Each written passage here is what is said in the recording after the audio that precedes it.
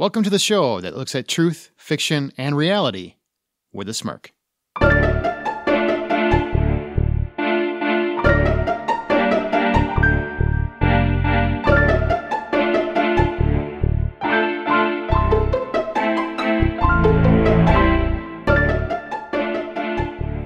I'm Aaron Peterson. I'm Amanda Sink. And I'm Zack Parkerson. And welcome to Smirk, where each week we're going to talk about a story that one of our authors writes, then we're going to discuss what that story means, the moral, and what they're really wanting to get down and talk about. And I can't wait to hear this week's version of What's Wrong with Zack. Welcome to Zack's Trauma, the side show that we run on Smirk. Right? Whenever it's Zack's story, which it is this week, we kind of wonder exactly where it's going to go. Well, also that trauma is emphasized in every episode as well. By his responses. What was a food one? We just had a food one. And somehow he brought it dark. Childhood trauma came into it. You asked how I bonded with my friends. I gave you an honest answer. Sadly. That's how. Yes, that's how. Sadness. God. Oh, so can you give us a hint about this week's episode? I ain't going to give you the title, even though people are already looking at the title. Less fun for you guys if you know it. I will say it's a story about youth. You know, childhood frolicking. Great. This is going to be so tragic and depressing. Joys of children. I would not say this is a particularly dark episode. Wow. What? Are you taking on that challenge? So I don't know. Hang on. Well, yeah, he wouldn't say so. So kids definitely die in this story. Let's email this listener if this turns out to be a happy story and let her know that he took on her challenge. Oh, yeah. He did get a challenge from a listener to tell a happy story. Was her name Amber? Mm-hmm. It was Amber. We haven't gotten to her story yet, though, so hold off. Yeah, no, and I don't think I'd email her this week. See? It's already going to go dark. It could be dark and not happy. It could be. Those two things could be true at the same time. Sure. All right. You know what? Jeez. Take us through it. Let's find out for ourselves. Okay. Before we do this, you guys want to hear a Swift Smirk story? Yeah, is this like a side thing?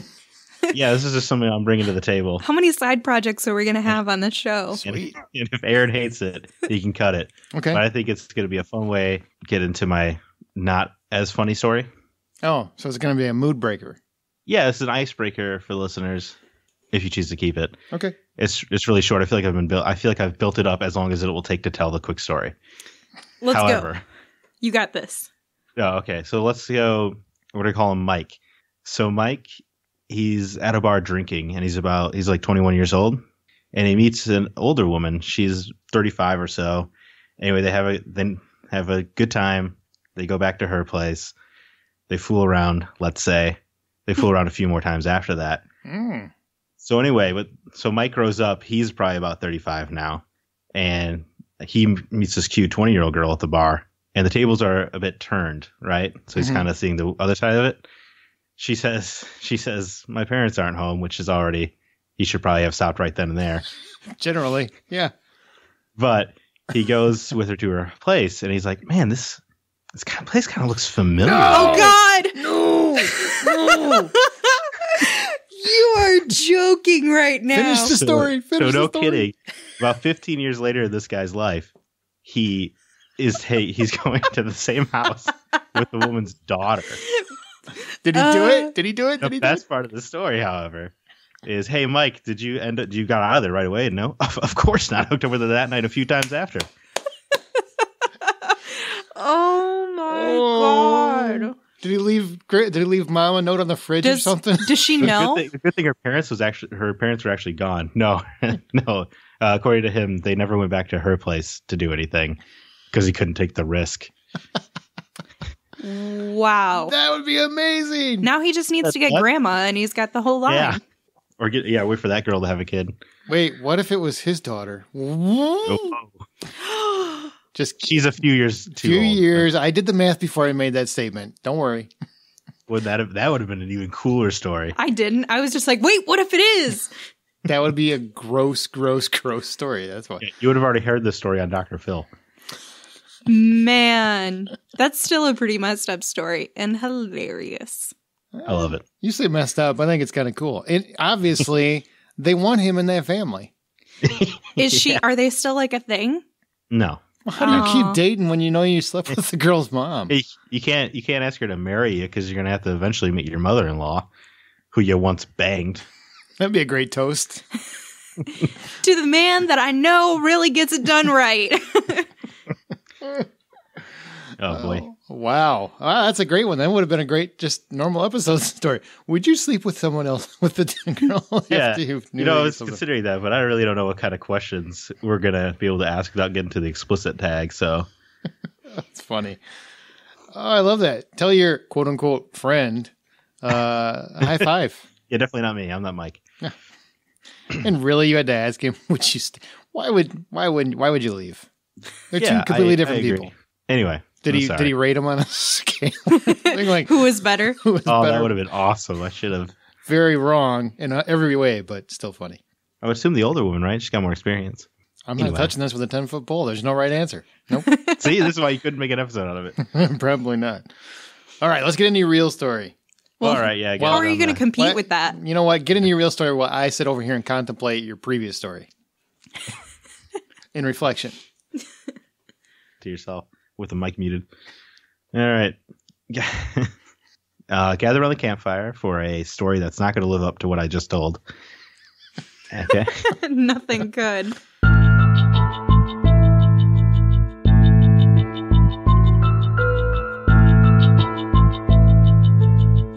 Chris, Chaz, and Jake were three brothers, pretty close in age. We'll call them 14, 12, and 11, respectively. Making Chris the eldest, Jake the youngest, Chaz in the middle. Guess their folks just couldn't pump the brakes.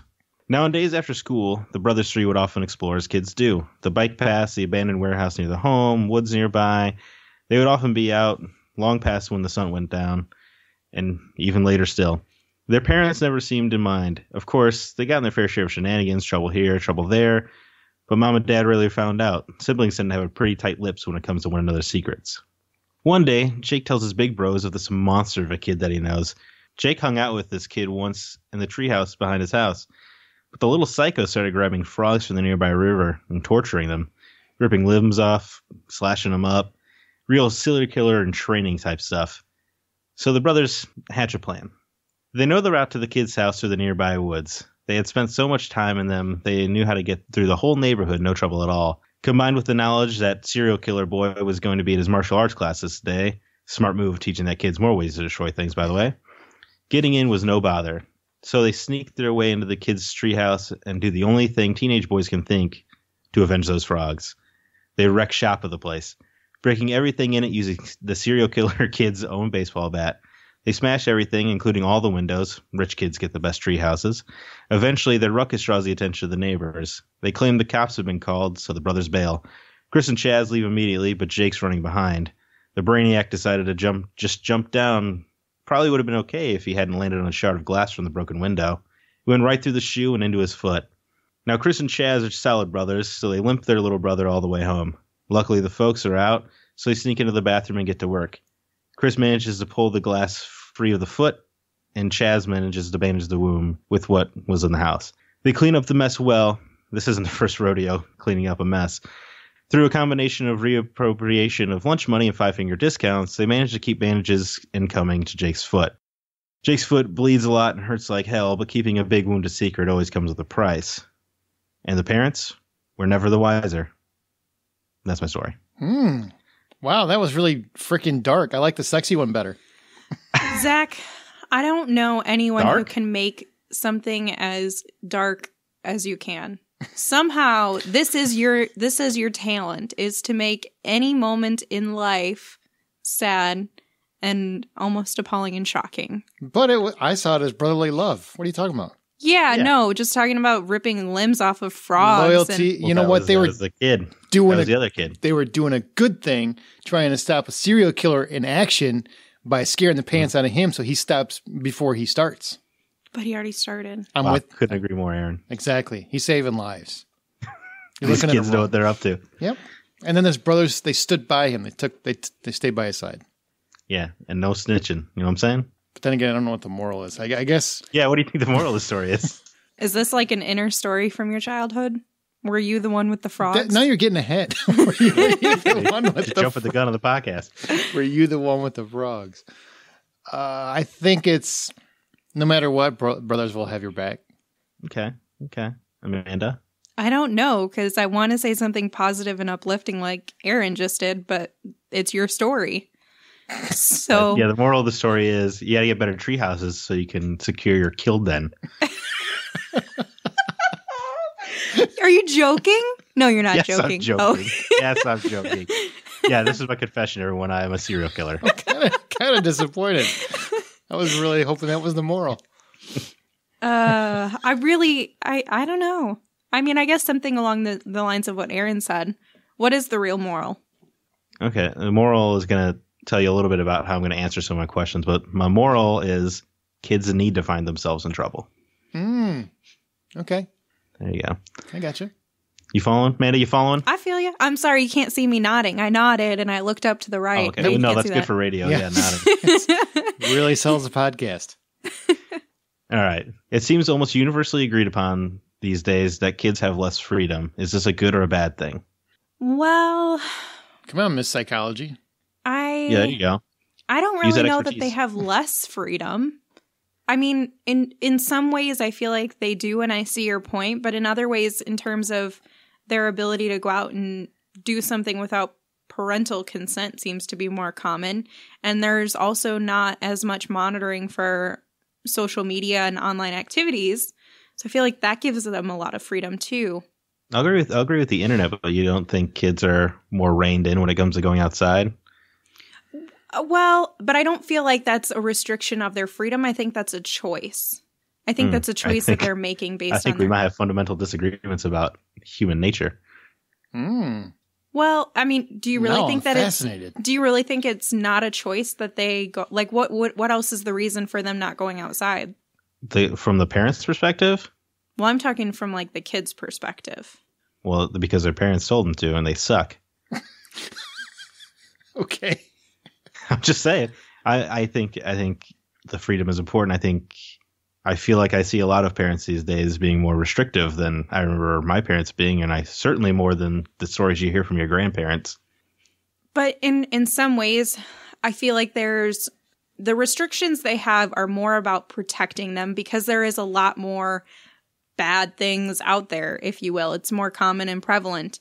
And whether that's completely the truth or whether it's just more acknowledged because of the news and we have media sources from the internet in terms of social media, websites, blogs, actual radio, actual TV news stations. We have a lot more ways that kind of get that information to us, but I also feel like there really is a higher rate of crime.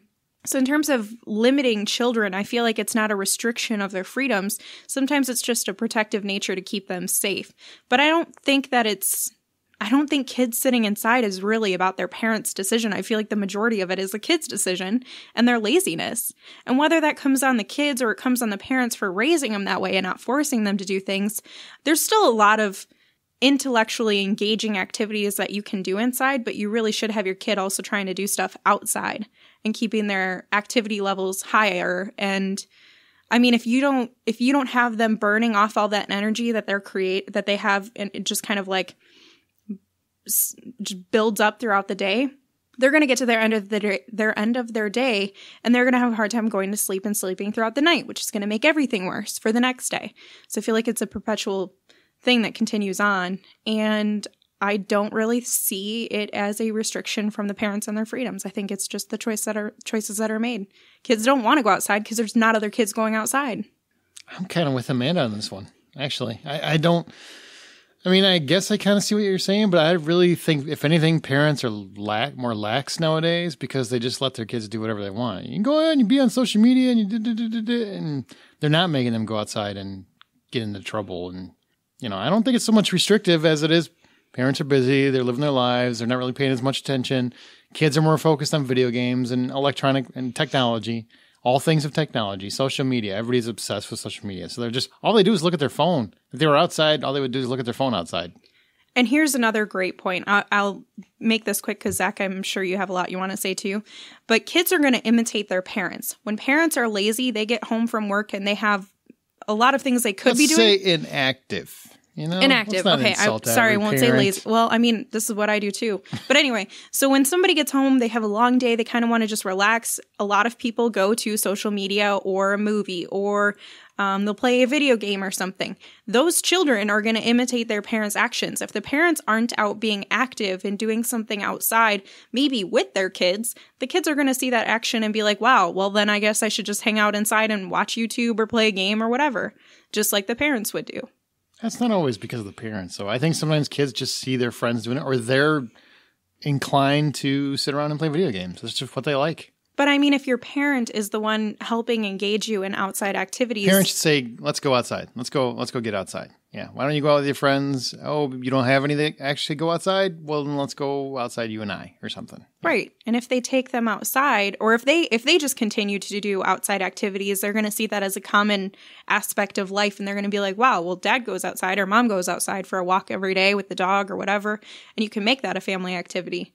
So there's a lot of ways that parents could be engaging their kids in outside activities, but kids do mimic their adult, all of their elders. They're going to imitate in some form. But Zach, you don't feel that way. You feel like it's more restrictive? Different.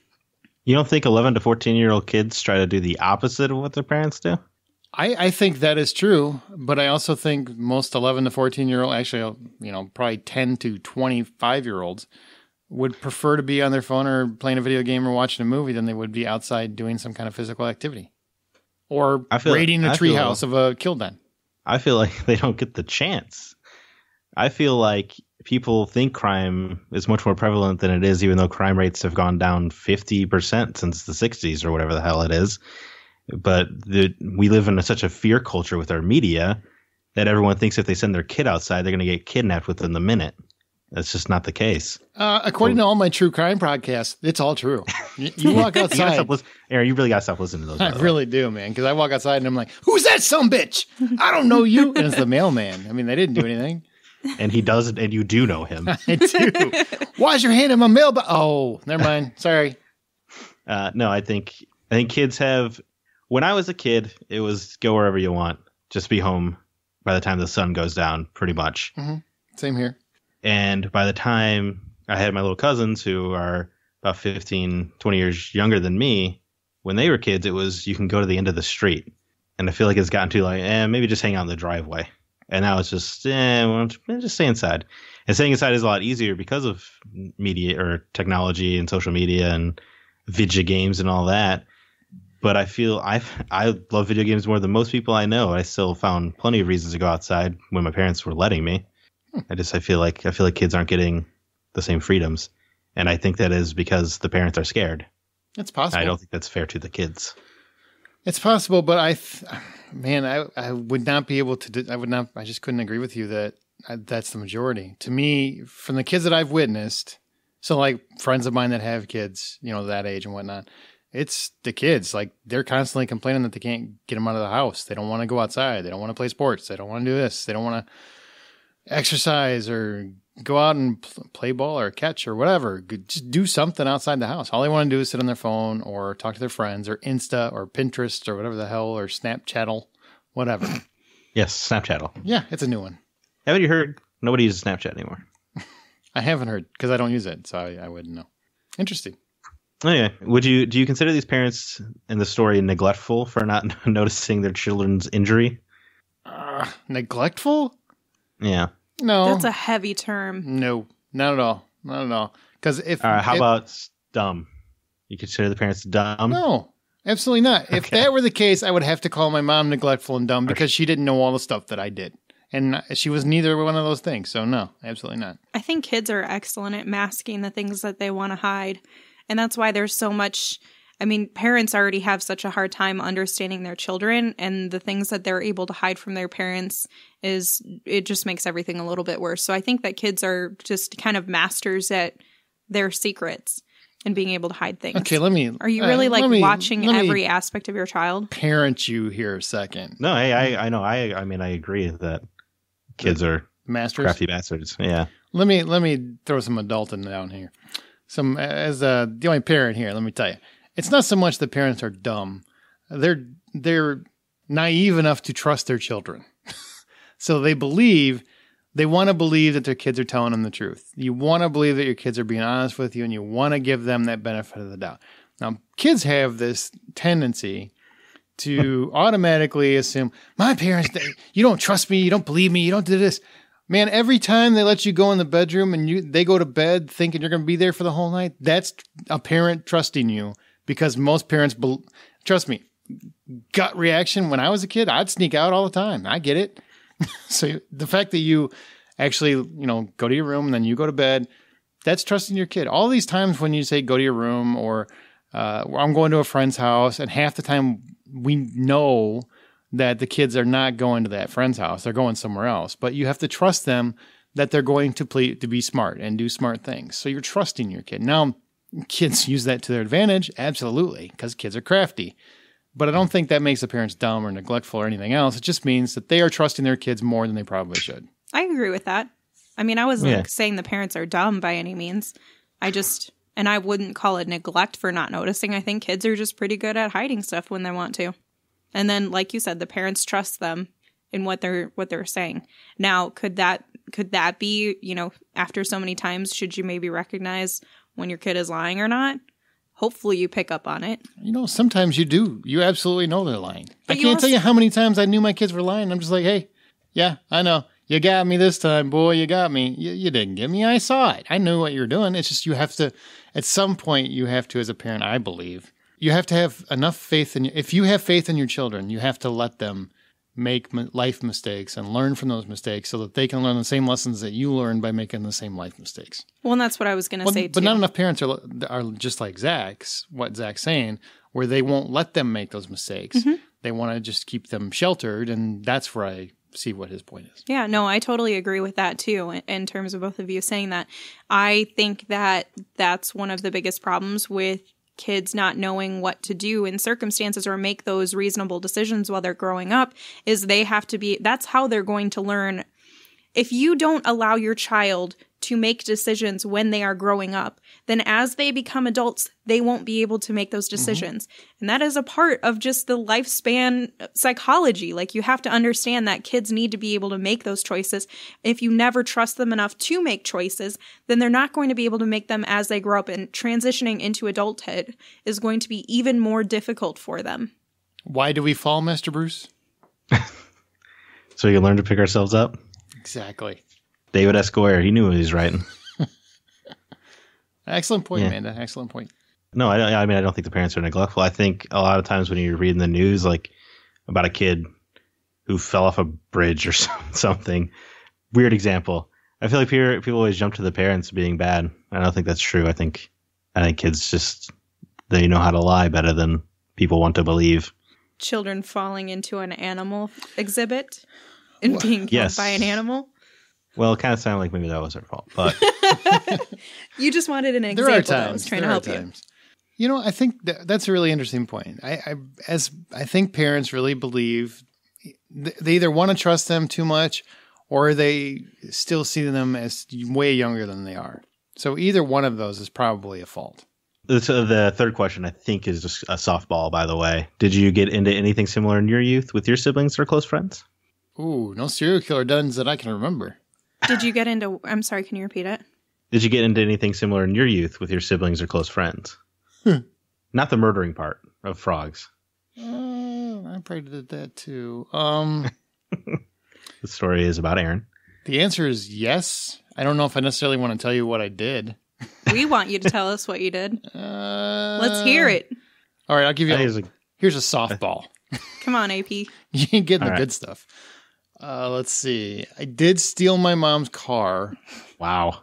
Every night, probably for about a month. Is your mom listening? Probably I hope not. I really hope not. But she knows now. I came clean to her many years later. But I stole my mom's car, and we would go out joyriding every night. And I was not legal to drive, by the way. So I did not have a license. I was not 16. She just had a nice new Toyota Celica. I remember it. It was a pretty car.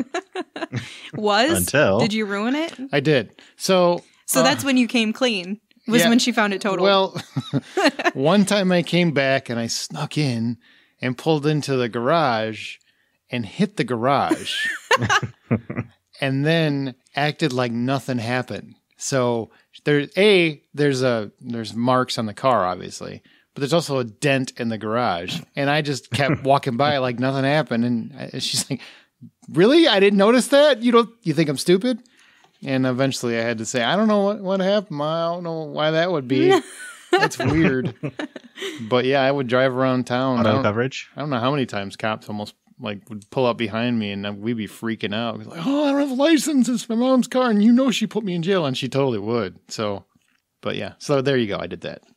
That's as close as you're getting to the real stuff. Did she have proper auto coverage? Yeah, I don't think it would have covered me. Whoops. That was a stolen car at that time. Grand Theft Auto. If she said it that way. She would. I'm telling you, I know my mother. She would. Then and she, rightfully so. Well, I mean, it would have been covered. You just would have also been in trouble legally. Yeah, be in jail. Probably. She'd probably just walk by with the bail money and just keep walking by. She'd fan herself with it. Yeah, just like, $1 bill, y'all. Wow. Mom sounds like a snitch, dude. Right? Snitches get stitches. You threatening your mom live on the air?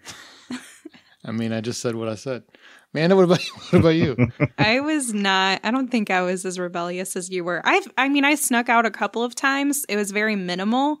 When I was younger and I lived with my mom, I snuck out with my best friend a few times and went with a couple of boys, of course, and we went drinking. Yeah. And I was like 15 years old or something. That relationship obviously didn't pan out. I'm just letting you know, in every true crime podcast, you die. Every single one. I'm sure, yeah. They never find you in most of them. Yeah. I guess I really didn't do anything. I tried not to do anything illegal because I was always afraid of going to jail or really my dad getting mad at me. So I tried to be good. I made stupid mistakes. Like I don't know what I damaged something at my mom's apartment, like the wall. I damaged my father's carpet because I did makeup in the bedroom. It was easier to just sit on the floor and look in the mirror. And are you going to go through everything you did wrong? No, I'm just like this. I don't really know what to put on here on this list. I feel like I need to commit some crimes. It sounds like yes. The answer was yes. What about you, Mine Zack? are sad. That's not sad. That's, typical. I need to be more normal. Adventurous. Yeah. Let's go commit some crimes, Once guys. again, according to my true crime podcast, you're lucky you dodged death a lot. That's probably fair. Yeah, exactly. What about you, Zack? What'd you do? Oh, a bunch. Anything similar to this? I was a lot more flexible with the law too. I wasn't as concerned.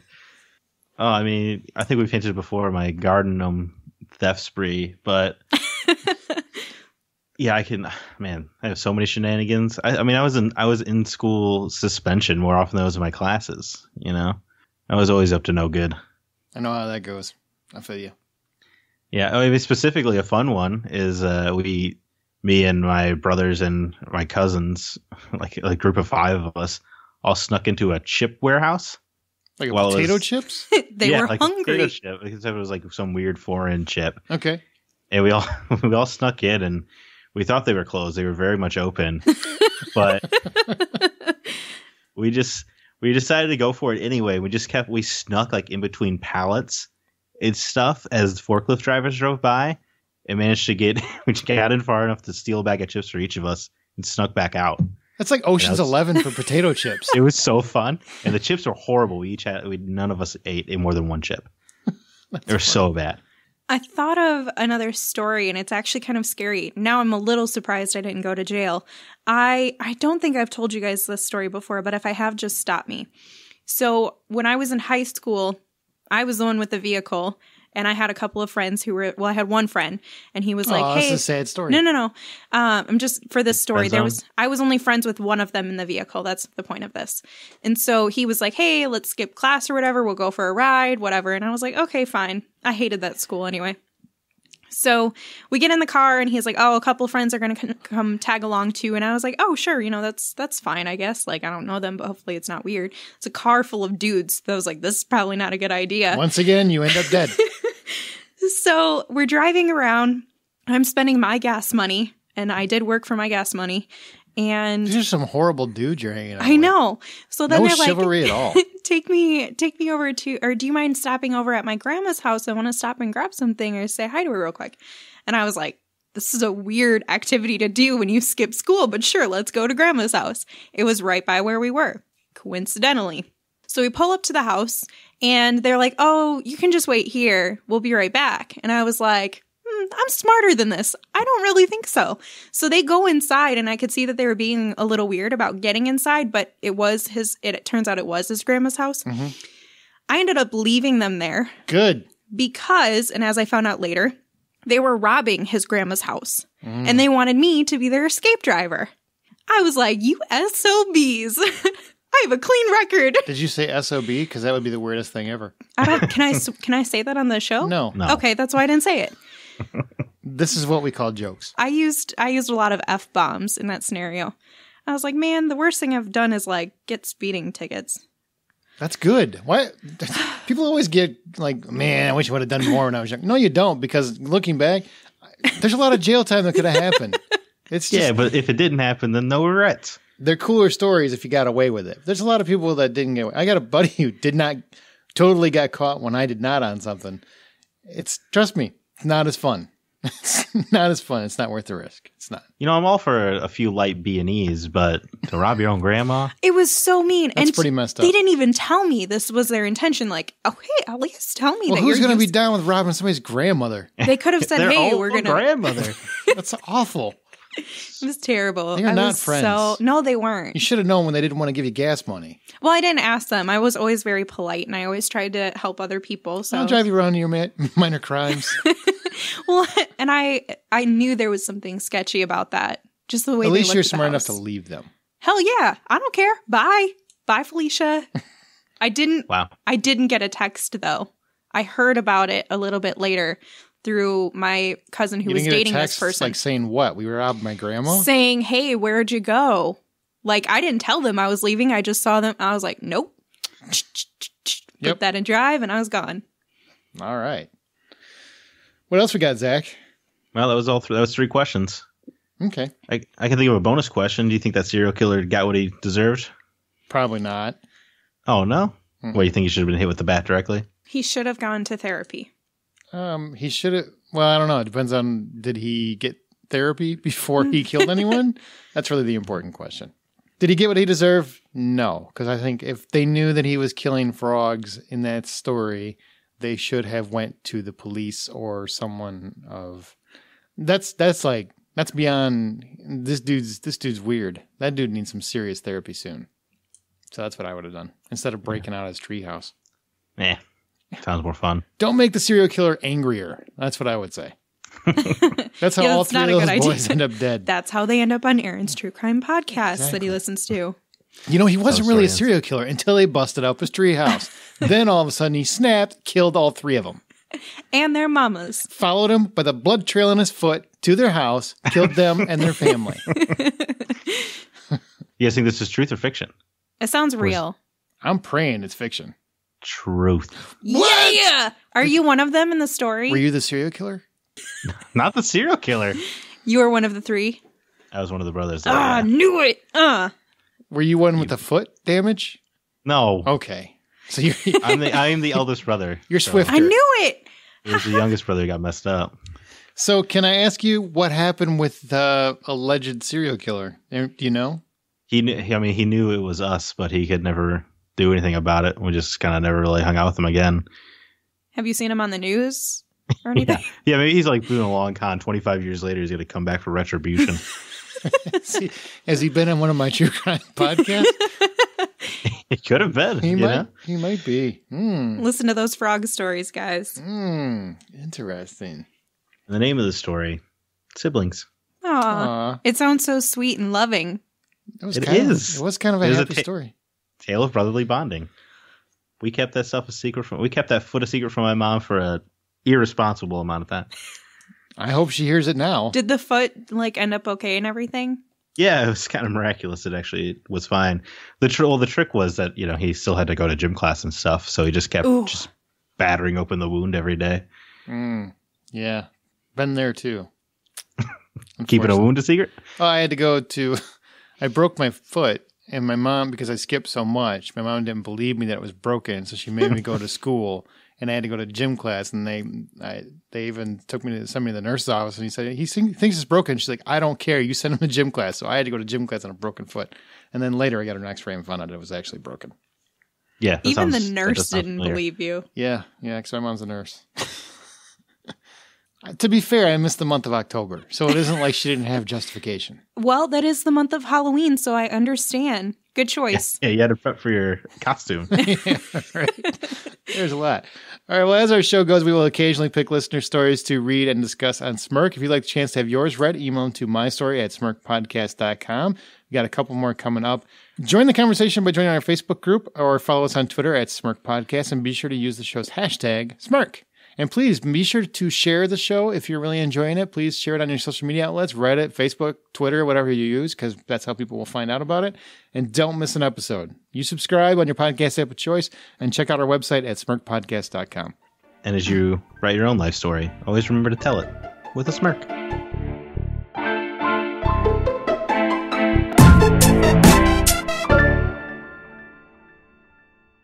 But I'm more concerned with what else did your brothers do? Because apparently you decided that Yeah, this the guy one- was a serial killer. How do you know he just didn't like frogs?